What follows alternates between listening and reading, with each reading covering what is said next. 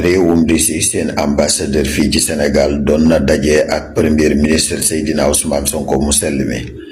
tey jii la woon juróom-ñaari fan ci weeru juin 2024 àjjuma mu nekkoon waxtaan woo xamee ni waxtaane nañ ñaari réew yi seeni relation ak lu koy suqali ak it naka la ji fexe ba lépp loo xam ne lu koy yokk la ñu jëm ca xam ngeen ne kat Afrique jamono ji ñu bari ci réew yu mag yi dañ koy xëccoo diggante Russie ak France diggante Russie ak Amérique xëccoo gi ñuy xëccoo réew yi Afrique yi yaatu na lool xam ngeen ne Russie amu fi woon ab tànk waaye jamono ji moom réew Russie dafa dëgg ma réewi Afrique yi xam ngeen ni mi ngi Mali mi ngi Burkina Faso mi ngi feneen ak feneen te ñàkkul it bëtam mi ngi ko teg fii ci réewum Sénégal waaye nag Seydina Ousmane Sonko neewoon na Sénégal moom dàqul kenn ngir indi kenn